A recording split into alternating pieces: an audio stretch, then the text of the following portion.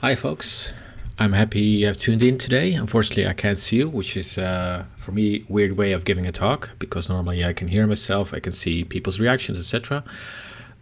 So this will be a little bit, weird.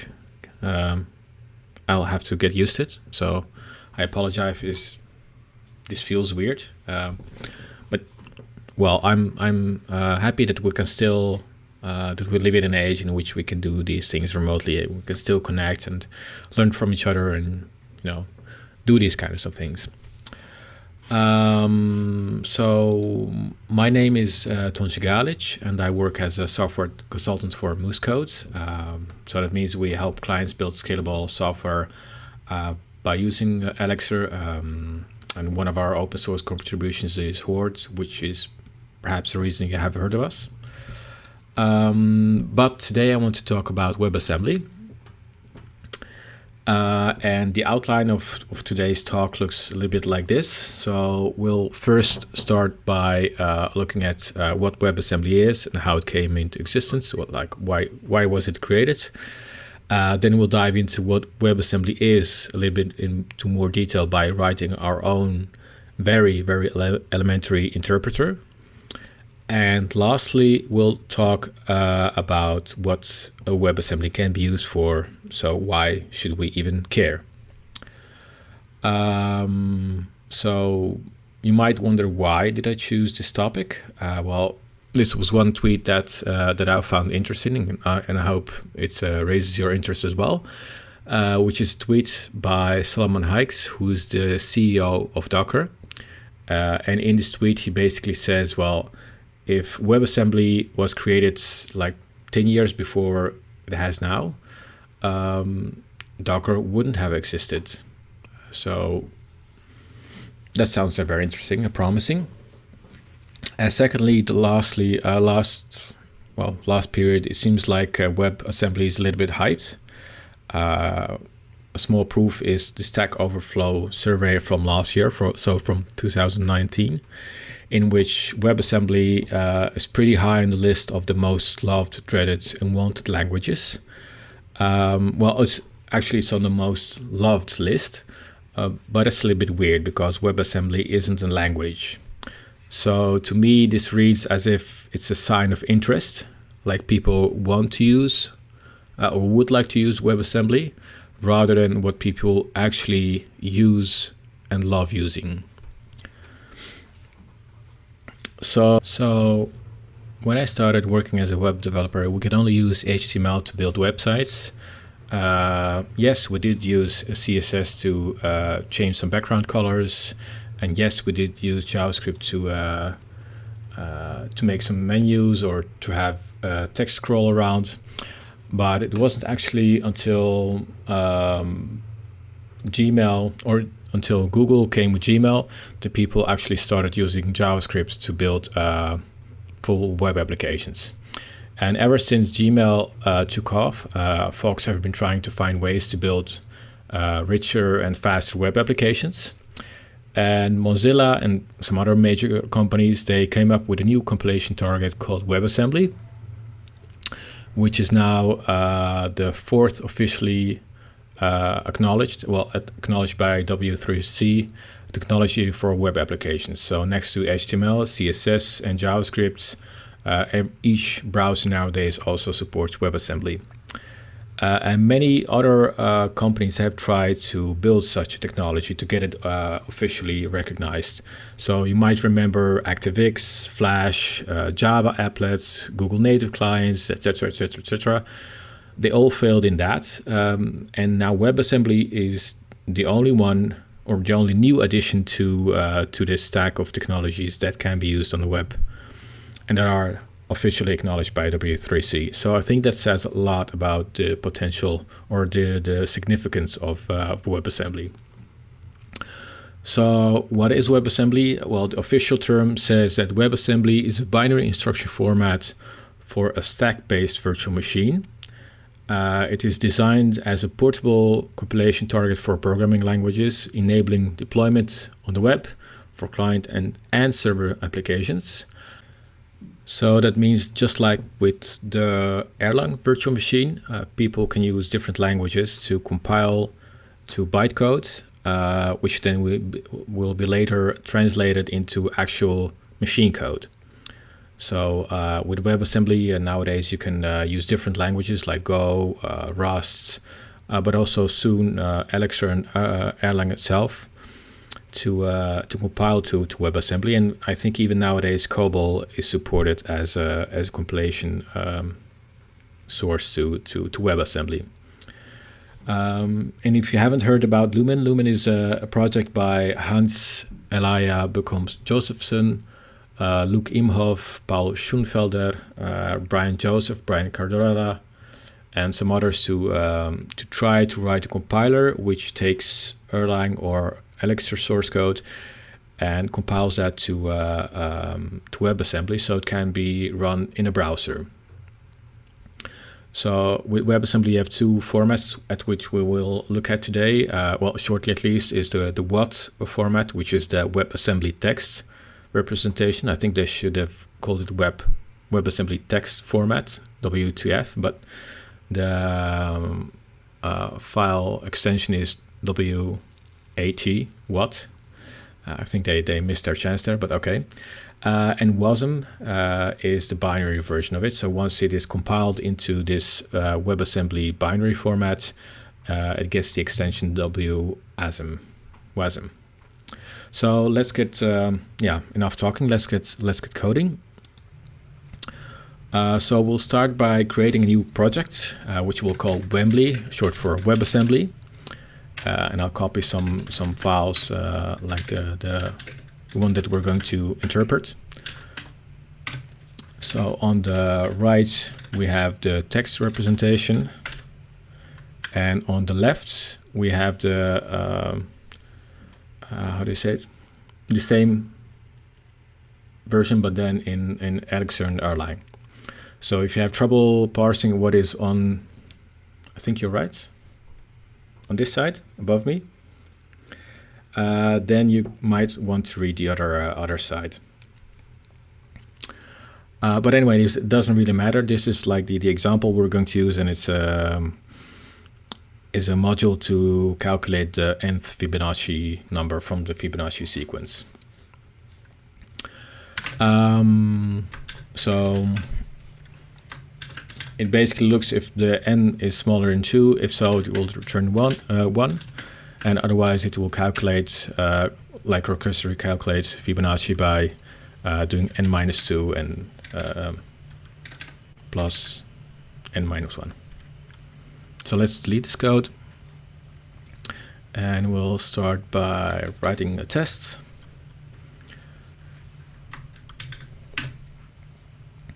So our first step is to actually read the Wasm file and make sure that our program doesn't crash. So reads Wasm file, and we'll do use a file for that, fib recursive, which we just copied over, and we'll try to read this file, and the result of reading in this file should be a tuple saying okay, some binary. So the stuff that we've the binary content from the file. So let's see if we didn't do anything wrong. No, it fails. That's good. So then we'll start by writing our function. Our import file function will take one parameter, a path. So it's basically path to the file that we want to read, and we'll use a bit string to check for the magic string. So most most files nowadays also have something called a magic string, which basically helps the operating system to recognize what kind of file it is. So if you ever open the PNG in your editor, you'll probably have seen somewhere in the beginning of that file also the words PNG. Same for pkzip, package zip, if you ever open a zip file, a jfif or xzip for a JPEG, etc. And WebAssembly in our case starts with 0asm, followed by the version number of WebAssembly, which is nowadays 10. So in this case 1000, because they probably expect more versions. And yeah, let's see if our test succeeds. It fails. Oh yeah, of course, because we forgot to return a tuple instead of the whole content of the file. So let's fix that.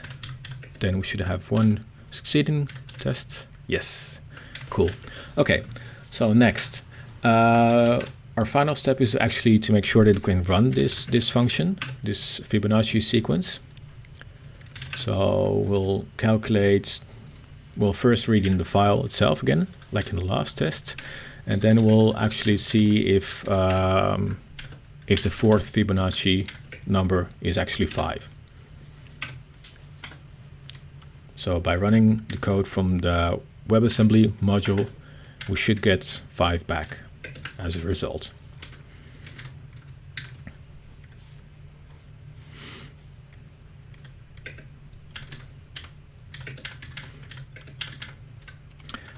And yeah, that's okay. So let's start writing. So first,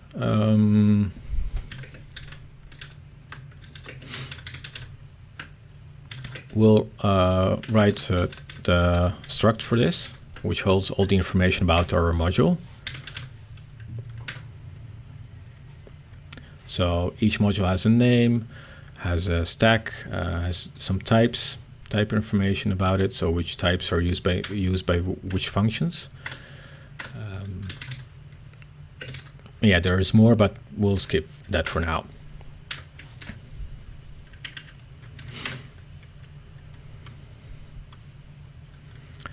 So we'll start by writing our apply function, which takes current module that has the code, the name of the function, which doesn't matter because we only have one function. We'll just skip this for now, and the arguments for that function.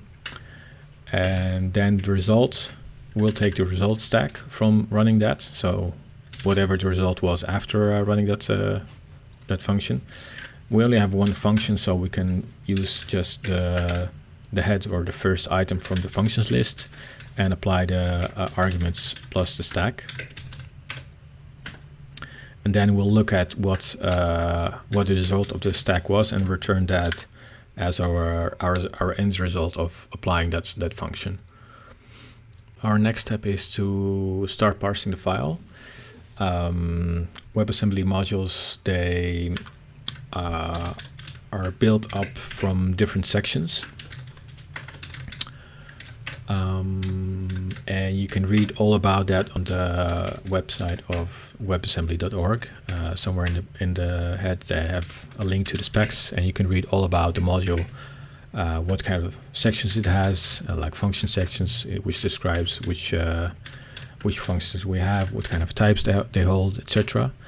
But for today, we're only interested in the code section, which holds all the instructions of a function. So like WebAssembly is a binary format, instruction format, which and our each function in that module is translated into instructions, and we'll basically be reading out those instructions and execute the code by that. So this is if you open it as a binary format. If we look at it from a hexadecimal side, then it looks a little bit nicer to read. So you can see that it starts with 0, followed by ASM assembly, then the version number 1000, and from there it has different sections. So 01 probably stands for functions, I think, and 03, which is 2 bytes long, and 07, which is 7 bytes long, etc. And then later on we have OA, which stands for the start of the code section. And this is basically what we're going to parse, what we're going to work with today.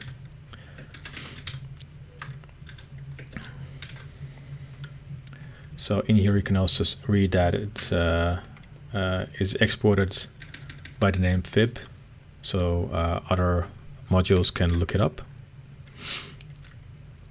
So yeah, let's start reading that file.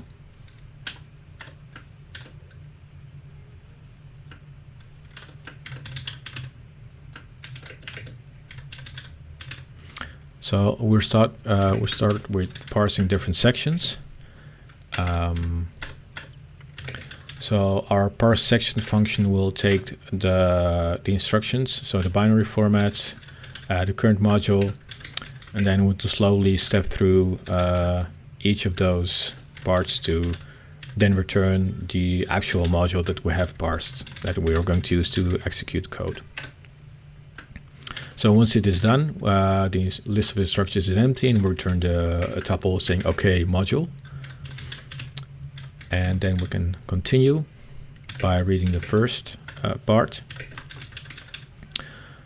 Or at least not the first part, we're going to look at the code part, which starts with OA and some length, which will treat as an unsigned integer, which basically the second byte specifies how long it is, followed by the instructions, which has the size of L, and then the rest, which we'll parse later on.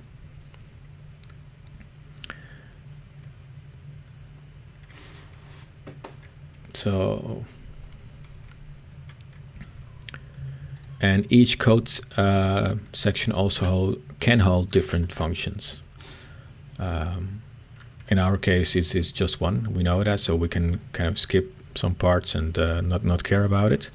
But it could happen that one code section holds information about holds instructions for more than one function. So that means once we're done with parsing the code section, we could have parsed multiple functions.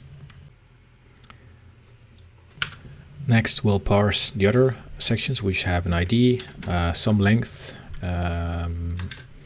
followed by some section contents, which we don't care about, and the rest of the WebAssembly binary, which we will discard. Well, we'll discard this section actually, and continue with parsing the rest of the sections.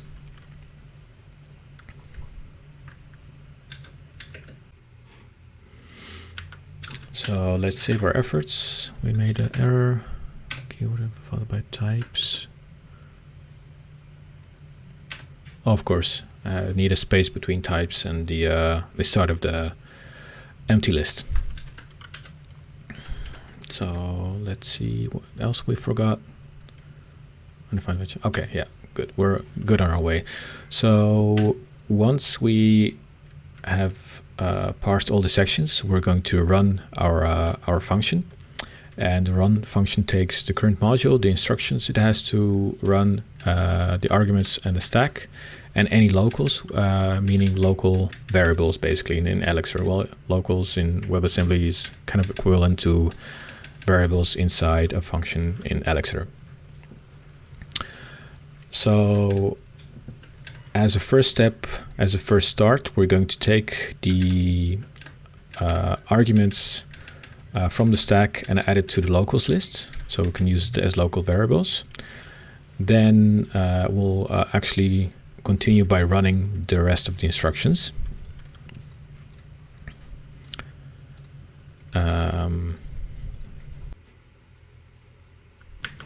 And each time as we go through run function, we return a new version of the module with an updated stack. Oh yeah, we made a promise to return the stack, not the module. So yeah, let's change that. We'll cheat a little bit to make our test pass. Yay, we're done. No, just joking. So this is basically what the result would be. So after running all the functions, we get the stack, which only holds one number, in this case 5. So if you ever have to work with WebAssembly, there are different tools which help you to read the files. So let's take a short look. One of them being Wasm object dump, and you can use it to inspect different sections or to do a disassembly of the code, so you can actually take a look at what instructions and function actually holds. So let's take a look at the sections first.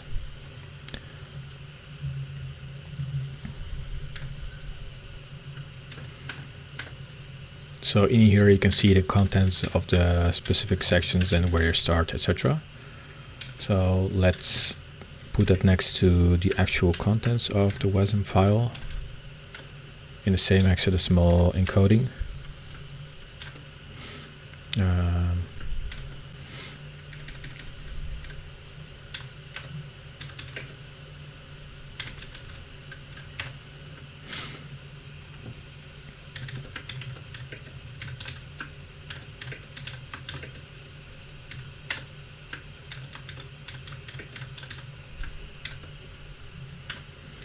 So you can see here that the contents of the type section corresponds,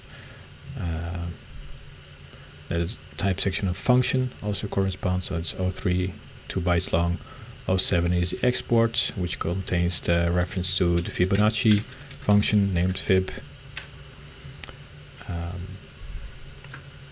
Then after that we have the code section, so it starts with 01, 1D, etc, etc, and it ends by OF, OB.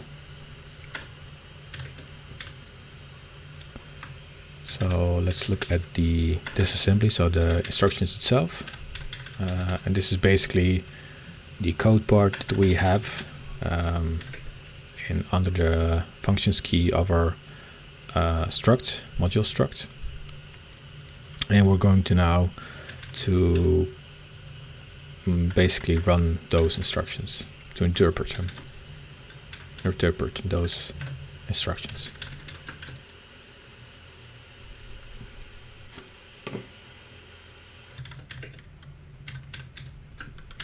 So in this part we parse the code section of our module, and as I mentioned, each code section can have multiple functions, but we didn't take that into account. So let's start parsing the individual functions inside a code section. So the result of our parse functions is a list of new functions.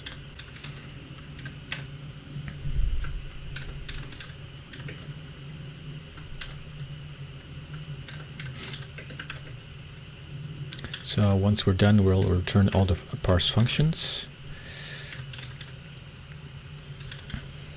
And each function section starts with a count of the functions, the size for the contents which we need to extract our function, and then the rest of the code section.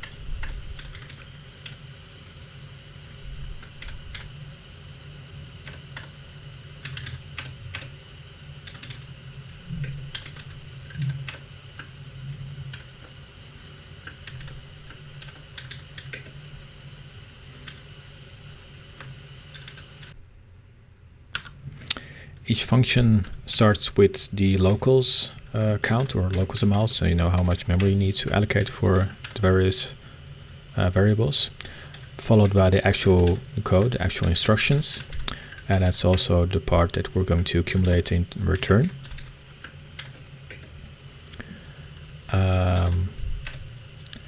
Next we can, nicely formatted, next we can continue with implementing our run function.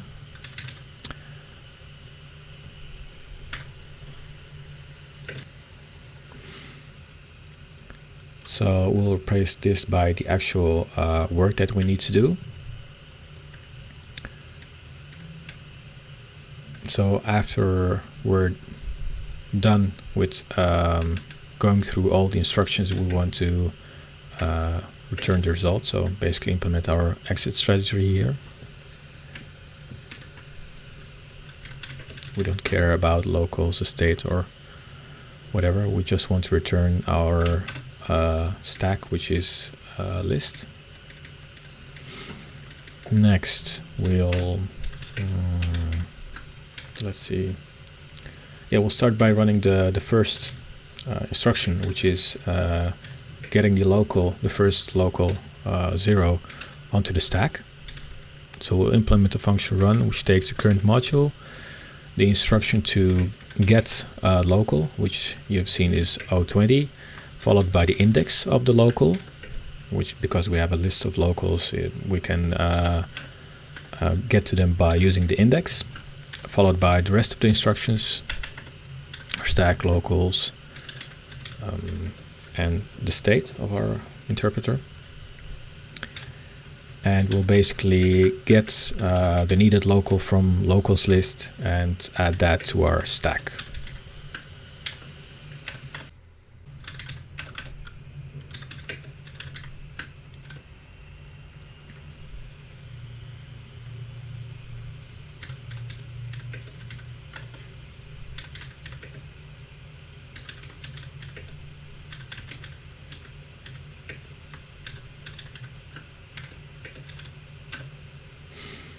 So after this, we're going to look at the next instruction, which is add constant to the stack. So we're going to write a run function, which takes a module, the next instruction, which is 41, and the number that it needs to add to our stack. It's num. And the rest of the instructions, which we'll parse later on, or run through later on, sorry. We're not parsing anymore, we're running code. So it will basically add the number to the current stack at the top of it. And continue with parsing the rest of the instructions.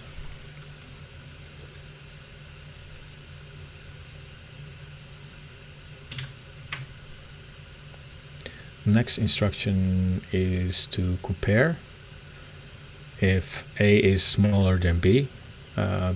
Basically this instruction number 48, takes the first two items from our stack and compares them together, and actually tells us if A is smaller than B. No, I meant it the other way around, if B is smaller than A, yes. And we'll cheat a little bit by returning, well, by putting true or false on the stack. That's not how, by the specs, the WebAssembly interpreter should be written, but, well, we'll call it a little happy little feature in this case. It works for us, so I don't care today. Next, this is going to be interesting. We're going to go through the if expression, and you'll see that the if actually takes two instructions, 04 saying it's an if, and 40, and 40 is actually the it denotes that this the type of this if block. But we don't care about types in this case, so we'll skip that. We're just going to look for the if instruction, which is 04, followed by some type information, which we don't care. The rest of the instructions, which we'll parse, which we'll run later. Keep making that mistake. And then we have the boolean of the previous instruction, and we'll use that to go either through that if expression or around it. So in here we'll change the state. So if it is true, then we need to continue running, and else we need to go to the end of this if block. So we'll continue running, and based on the states we'll go either left or right in this branch. So made a mistake. Yeah, of course. And there's no, because we're not adding anything to the stack. Okay.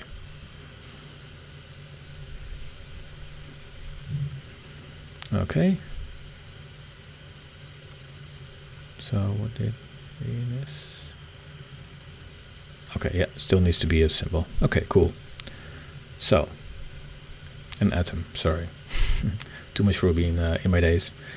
So let's continue. The first part of the if adds 1 to the stack. We've already done that, so we can skip it actually, and continue with the following one.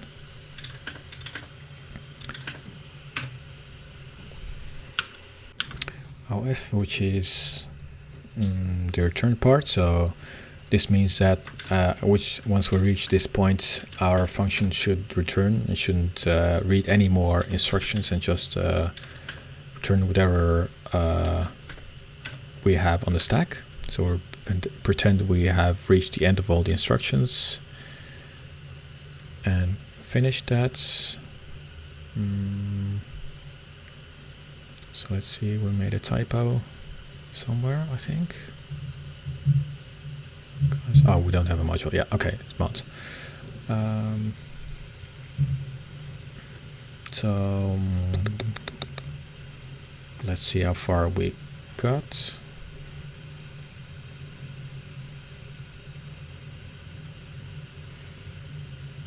Okay, just still pass. Let's continue.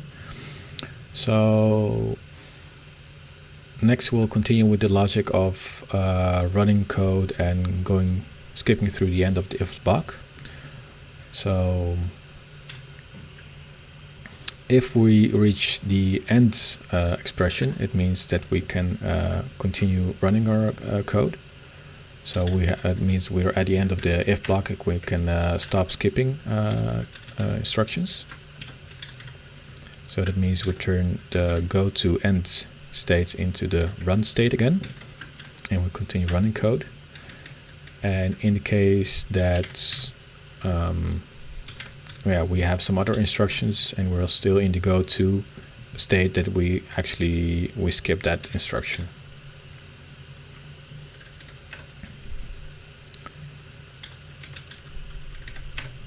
Stack locals and run. No, go to, yeah.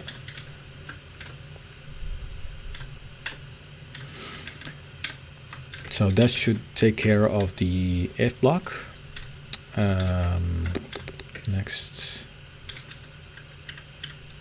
we'll continue with local get. We already have that. Subtract B from A in this case. So the instruction is 6B. We take the rest of the instructions and the first 2 items of our stack, and we basically calculate B minus A and put that result on the stack again, and then we can continue with running the rest of the code.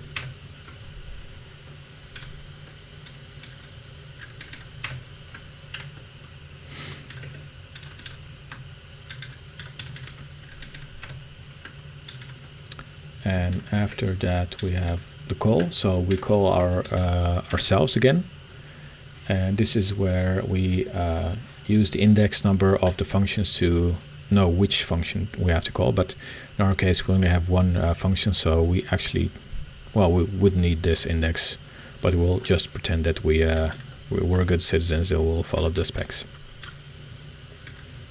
just this one time. So we're going to take the instructions from the functions lists at the index, and we're basically going to start that function again using the stack current stack and start state. Let's see.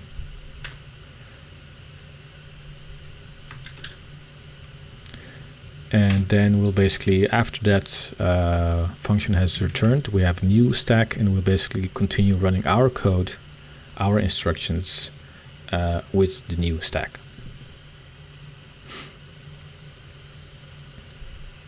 So then local get, we already done that, subdivide did that, call did that, and then the last part is to add. So that means we're going to handle adding 2 numbers together.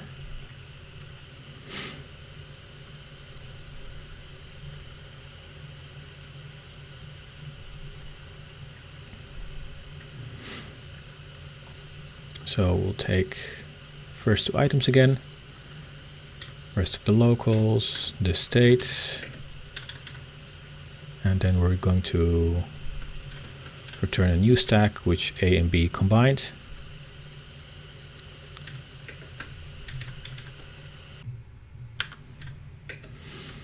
Save that. And we made some errors, I think. Is unused. Oh, okay. And we found module mods should be, yeah, okay. And A is unused because, okay. And this function clause is not needed anymore. And I think we're good to go. Let's see. Function clause in Web 5. Line 12, I think. See our list.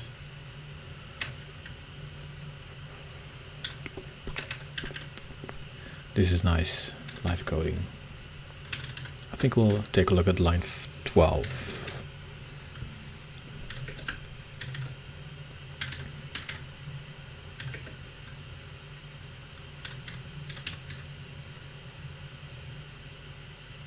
Oh, of course, we haven't used functions. Okay, so return a list of functions, so we don't need this anymore. It's already a list. And is that it? Yay, we're done. So let's do a test run.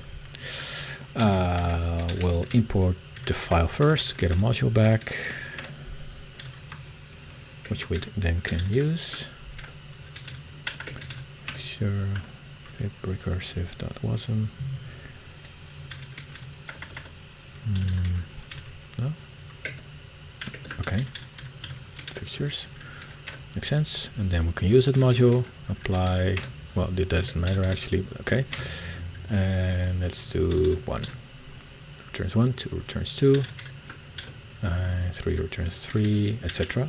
And yeah, you can check this at home. This works, but I think it should suffice. So a little bit more time to talk about what we can use WebAssembly for. I'll go over this shortly. I have really little time. So some examples of using a virtual machine inside something else, which is basically what WebAssembly is meant for, to be used inside other projects. Lua is known to be used inside games. So normally games are written in C or Rust or something that's really fast. And if you want to make your games more scriptable or more easy to adapt, then people have used Lua to embed small scripts or small parts, so small contents inside their games. Linux also uses the extended Berkeley protocol filter, I think is used, yeah, which helps you write code that has basically, say, reading access as modules inside a kernel, but cannot wreak havoc because they cannot modify things. So it can be used to actually have code that usually resides inside a kernel to have it run inside user land, but then in a safe way. So basically have some safe way of accessing kernel information. GraalVM is an example of using a virtual machine inside something else. And of course, probably the most famous example is JavaScript. But JavaScript is an interpreted language. It's not that portable. People, at least machines, first have to parse it, turn it into an AST, compile it, run it, and then later on try to optimize it by using a just-in-time compiler, etc. And WebAssembly kind of skips a lot of those tests by going into a binary format, into a compiled format straight away, making it much easier and much faster to run inside browsers. So yeah, what are some use cases? You could use it to safely use external libraries or languages of modules.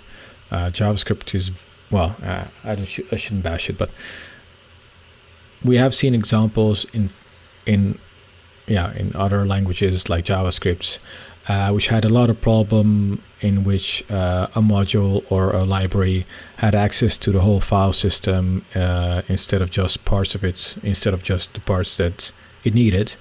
And by using something like WebAssembly, folks want to prevent that, because WebAssembly needs its host. So it's WebAssembly runs, in this case, runs inside a host system, and it's a guest, and it cannot just go and access files or whatever. There are no instructions currently to access the file system. It needs functions or functionality from the host system to do that. You could, for example, also use it to safely share code between front and back end. So I don't know, make isomorphic functions, or for example, accept input from users. So if you have a chatbot and you allow your users to script those bots, then they might get used to writing code, but you don't want to straight away to execute that code on your backend. And by compiling it to WebAssembly, you can have a safe in-between bytecode that you can execute. And Wasm could be used, in the case of Elixir and Erlang, could be used to have faster number crunching, but it depends on what kind of backend or runtime you use WebAssembly with. And what are some drawbacks? It is a standard, but it has a lot of conventions, so implementations could deviate. It is also very much early stage product. It's 1.0, but it has a lot of things people want to add on before it really catches on. It doesn't have any concurrency model, it doesn't have garbage collection. They're still working out how they can share type information between languages, which is also the kind of last point in this slide, is that mixing languages might not be that easy, because one language might store strings in a way, and another language might do it in a different way, and then you'll get error, because those two languages cannot safely share a string. So if you made it this far, hats off, well done. If you have any questions, my name is Tonći Galić. I'm on the internet. I use the handle Tuxified. You can also send me an email. And I hope you enjoyed the rest of your conference, and stay safe. Bye-bye.